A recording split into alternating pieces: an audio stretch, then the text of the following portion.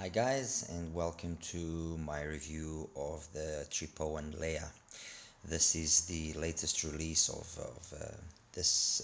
TRIPOWIN, a Linsol brand. And well, just before I start, a little background on how I got to on how I got acquainted with TRIPOWIN. I started my relation with TRIPOWIN when I first heard about their cables, namely the C8 and the Zoni. And those are two cables. Those were probably the two of the first cables that I ever used, and I thoroughly enjoyed them. Later, I thought about trying out their IEMs, and the first one I tried out was the TC01, and that was a pretty fun IEM. It was kind of a blondish attempt from TRIPOWIN to do something like Blon had done. Very nice build quality, had a nice V shape. I mean, it wasn't the most correct thing in the world, but it was fun, it was engaging, and for specific music genres, it was quite interesting. Lately, TRIPOWIN did a collaboration with, more recently, they did a collaboration with HBB, and they launched the Mele, which was received very well. I mean, myself personally, I would have liked just a little bit of extra treble, but I mean, not a deal breaker. Seriously, not a deal breaker. That's just me because of the music that I listen to, and the Mele was tuned for HBB's personal music library. So but overall, it's a fantastic IM. I've got all three colors just for the sake of having all three colors. Funny enough, the last one that I got, the blue version one, was the one that had the nicest graph in terms of that extension up top. So maybe it might have been just a dry, maybe a set fluke, or maybe yes, there was a little bit of an improvement. But the last one, the blue one, which I bought maybe not even a month ago, that one does have that extended treble that I looked for. Anyway, onto the Leá. I've got I bought two of them, as is sometimes, or well, usually the case. Comes in a very, very, very cheap looking box. I mean, okay, fine, we're talking 25, 27, $28, but I would like to think that TRIPOWIN is synonymous with a little bit higher quality, especially when they've got products like the Mele and the upcoming Olina, and even the TC01. So it would have been nice if they would have spent just a little bit extra on the packaging, and obviously that's where corners were cut. The packaging is very basic. The IMs, I'll show it to you in a second. It comes just with 3 pairs of tips, nothing special. There's this all this talk about this cable, which personally, I think it's I mean, it looks good, but it's very tangly, very no, I'm not impressed. The cable does look good, yes, I'll give it that much. It does look nice, but it's no. And then it has these separate ear hook thingy-mabobbies. No, not impressed. Honestly, I'm not impressed. I'm sure they could do way better than this, and they were just not in the mood. As for the IEMs themselves, well, metal affair, as you can see. There we go, that's confirmed, metal. They have a nice small size factor to them. 2-pin connector. The nozzle is quite long, so that does enable for a nice deep fit, although it's a narrow nozzle. But it's long, so it fits nicely. It's using a 10mm LCP driver, which is become, or was the rage, let's put it that way, in 2021, and many manufacturers are going down that road. Previously it had been beryllium, before that it was more titanium, so now this is the latest rage. Let's see what 2022 brings us. Maybe some upgraded LCP or DLC, or maybe CNT drivers. Well, we'll see. Anyway, it's an LCP driver. It's got a decent weight to it. Fits nicely. Isolation is okay. I actually used the standard tips because they were fine. I tried other tips. I tried some BGVPs, like you can see here, that I usually use, but I actually left the standard tips in the large size. They fit me perfectly. Like I said, I have two pairs. This is the pair that I did most of the listening with, and this is a different cable than the standard one, as you can see. Well, you could say I put this cable to give it a fighting chance that, they were, oh no, you didn't try a different cable and that's why you didn't like it. Well, I'm not saying I didn't like it, but I'll get to that in a second. Anyway, that's basically it. Like I said, it fits half decently. Isolation is acceptable. That's it. My only real thing or point of attention is I think the packaging could have been slightly better, even for the 25 or 20, almost $30 that it cost. It could have been a little bit better. There could have been an attempt to do something slightly a bit more upgrade, especially when when I personally associate TRIPOWIN with a more upscale brand. Let's put it that way. More a better of the cheaper brands. Let's put it that way. What have I gone and compared it to? Well, comparison would not be valid if I didn't compare it with the BL03. I brought in the Richo, the SG01, which is for me one of the champs of 2021 and very underrated IEM, very underrated. I brought in as well the latest Rage and probably the most like straight away go to IEM below $100, which is the CCA CRA. And I've also brought in the ZEX Pro or CRN, whichever way you want to call it. Okay, that's a collaboration with Kryn, by the way. This apparently is a in-house tune, in-house and in-house. Well, let's start with the graph first, and maybe by showing you the graph, it will be easier to then explain what I want to explain. Okay, there we go. So that's the graph of the layer, and pen. Let me get a pen here somewhere. There we go. Okay. So let's try and deconstruct this. Straight away, when you look at it, it's got a kind of a very harmonish kind of feel to it. Okay. The tuning is very reminiscent of for example an IM, which straight away came to mind, and I'll show it to you, which is that one there, and that's the Duno Titan S. It straight away came to me straight away. That little difference there that you see, there in the peak there, the 8K it was just me measuring. Okay, so but anyway, as you can see, it's a very similar graph, but the sound could not be well, the sound is different. Let me put it that way. Okay, it's a very similar graph, but the sound is different. The basic sound is similar. Okay, it's a thinnish sound. It's very correct, it's very clean, but it's a thin sound. Vocals, male vocals for me sound thin. There's a lot of bass line tracks, there's a lot of tracks with a bass line, it just lacks that little extra impact. Thus, the tonality will be always a very thin tonality.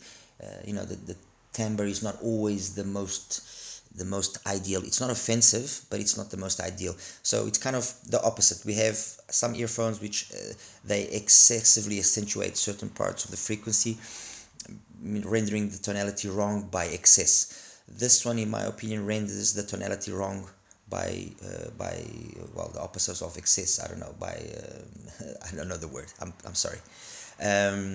So that is basically in a nutshell what I hear when I listen to the Teia. It's very balanced, it's very coherent, as you can see by the graph. Let me just take away the. So it's very balanced, very clean. The female vocals are very nice, instruments very nice, guitars and stuff like that, very nice. I would, it's just that extra little lack of bass in terms of it's not really quantity, it's not really quality, sorry, it's quantity. It just needed a little bit extra quantity to render things much nicer. But on the upside of that is you can see that everything maintains itself basically within a 10 dB barrier. You don't have an aggressive pinna gain. It peaks at around 2.5, maintains itself nice and smooth all the way. Then you have that dip, and then you have that energy up top, which, for example, when I take its bigger brother, the Mele, where is it? There we go.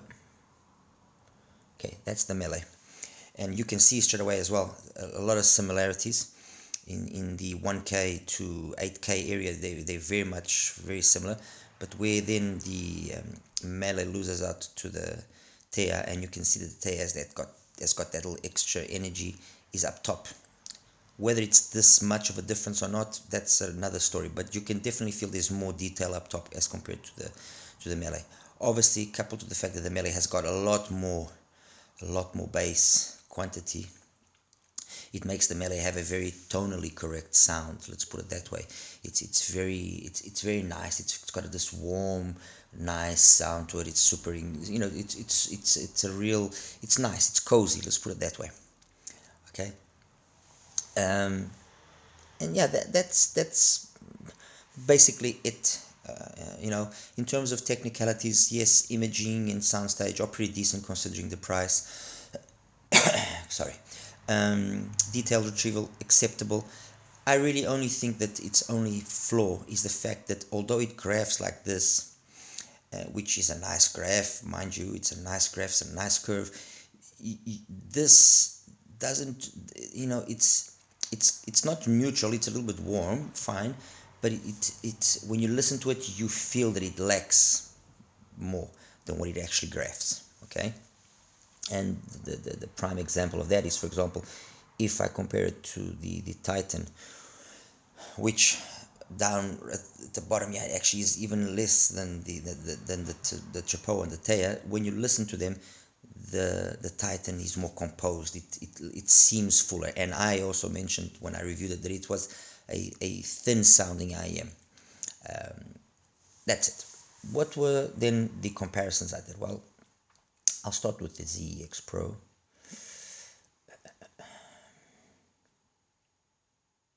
ZEX Pro number 3, there we go. Okay, ZEX Pro. The ZEX Pro follows very much the curve of the Teya, as you can see. Straight away, it's quite obvious that it's it's got more bass quantity down low, and it's that fullness that the Teya is lacking, that the ZEX Pro has. Oh, actually, sorry, give me a second. Let me just align it 100% so that you guys do get a proper. There we go. Now that's much better.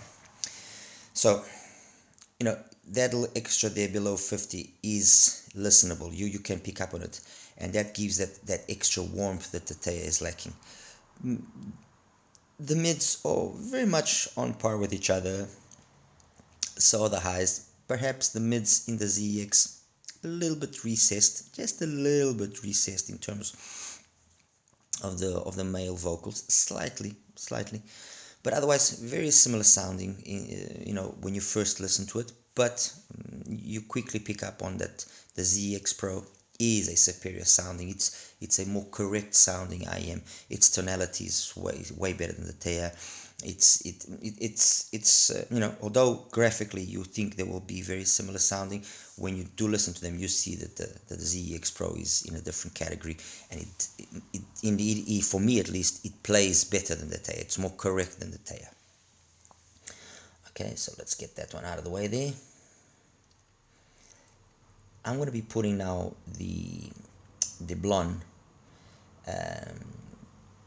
and the Richo, for the simple reason that, okay, let me just change the color here of the Richo so that there is some contrast and we can pick up on it better. So the Richo will be the green line, okay, and the Blon is already blue, so that should be okay. There we go. Okay. Straight away, when you listen to either the Blon or the Richo, you get this extra warmth, this extra fullness in the sound, which makes it way more engaging. I mean, love it or hate it, the reality is this: the Blon with the BLO3, they hit the spot. Period. And it's a nice sounding IM.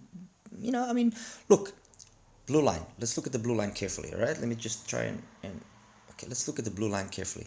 It's got nice sub bass, good mid bass, maybe a little bit excessive for some people, but nothing offensive.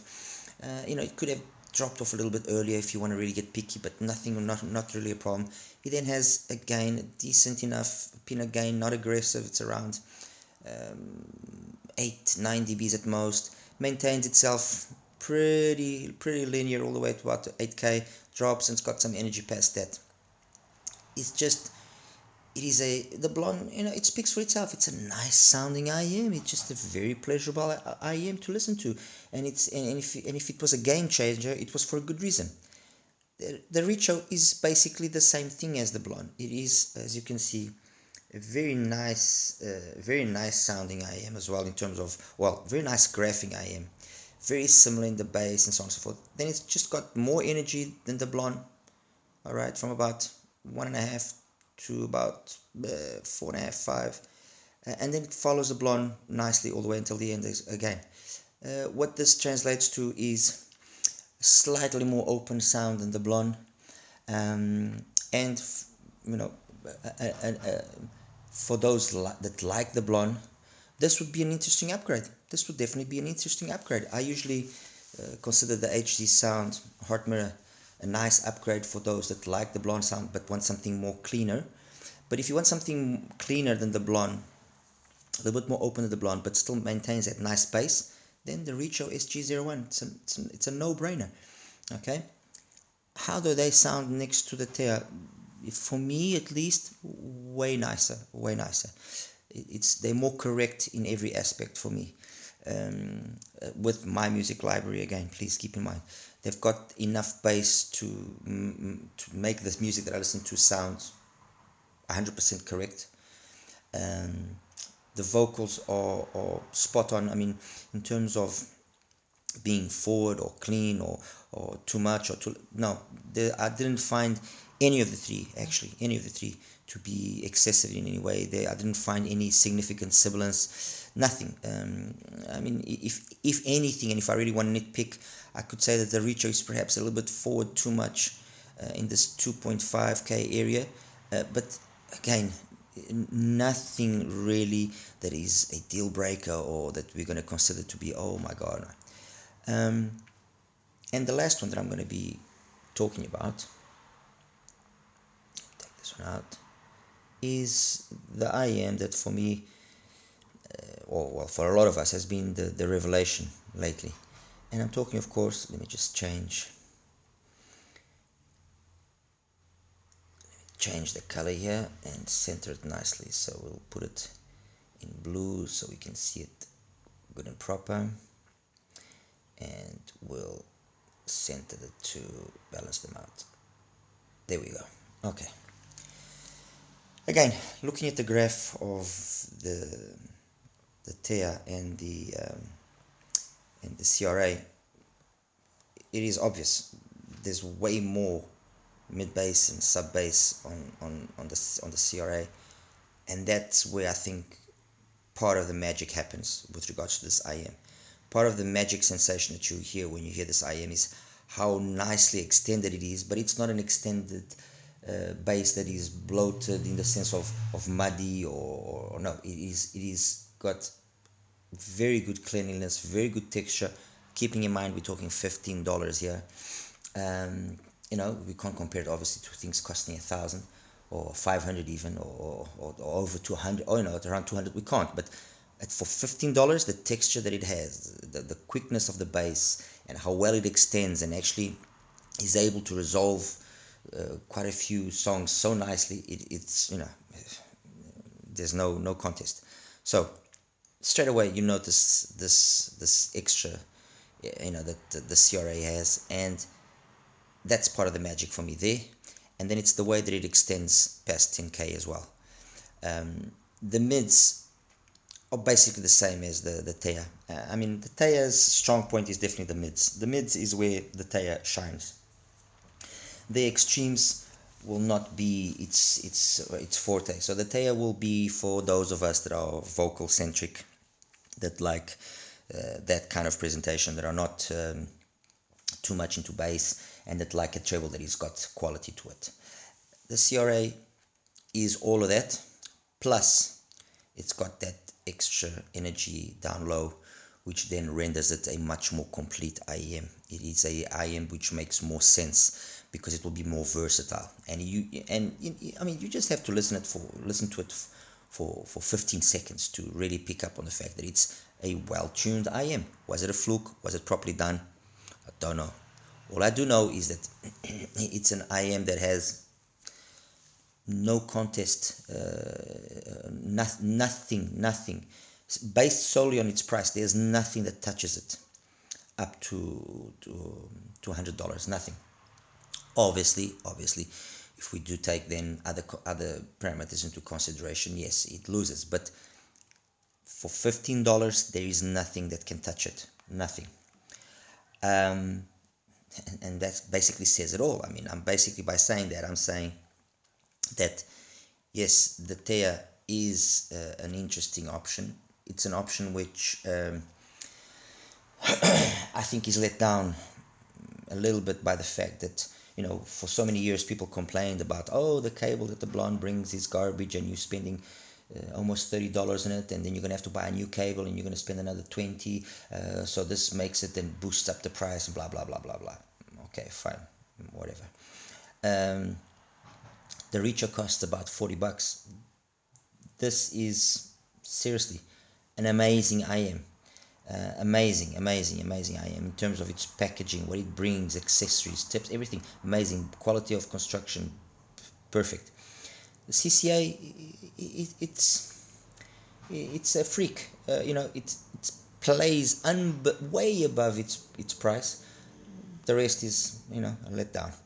The ZEX Pro, again, for the price, an amazing IM. You know, you can't really flaw it. If you want a taste of what of what Krin's sound signature, ideal sound signature is, you know, an idea of a Blessing to Dusk, an idea of a Midnight. This is the perfect way to get into those kind of more polished signatures, more polished listening at a budget, because I mean, for $30, $30 odd dollars, you can't really go wrong. And then the Taya for between 25 and 30. Personally, like I said, I didn't like the cable. The cable just tangles. So if I'm going to swap the cable, I'll spend easily another 15 on the cable. 15 on top of that already brings it up into the price of very easily into the price of a Richo. I would take the Richo over the Taya any day. It takes it to the price of a Mele as well. I would take the Mele over the Taya as well. You know, look, it's. Let me try and put it to you in a simple way. If you own a Blon, the Taya is not an upgrade. Period. Okay. If you have a ZEX Pro, the same thing goes. It is not an upgrade. If you're in the market to buy something at that price, then for cheaper you can pick up a CRA, and it's a no-brainer. If you are willing to spend, well, not more, but just a little bit more than what the Taya costs, well, Richo SG01. That's it. So yeah, I guess that basically sums it up. It's an average offering from TRIPOWIN, in my opinion. It sounds off decent.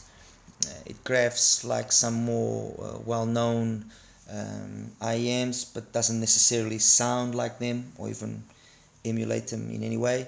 And you know, it will be very specific for a very certain specific type of music that is more centered around, you know, vocals and instruments and so on and so forth, and not so much be capable of being versatile and you're listening to everything. I mean, you put EDM on there, for example, and it just sounds boring. You put let me see, let me try and find here something as an example so that you can understand. Sorry, let me get here.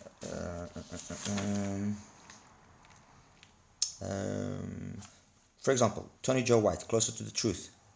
I mean, it just sounds lacking. It just doesn't have that extra that it should have, and you notice it very well. Well, a song that sometimes is very used. Well, HBB uses it quite often. Kill Bill by Big Boy. Again, forget it. The Taya doesn't do a good job of it. It doesn't. So yeah, it's like I was saying. It's if vocals are your thing, if that's what you like, perfect. It will do a good job. If you want a more overall versatile and complete IM, then there are other options which are, in my opinion, much more interesting. And like I said, I've only put a few here. All right. Anyway, guys, thank you. Take care. Bye bye.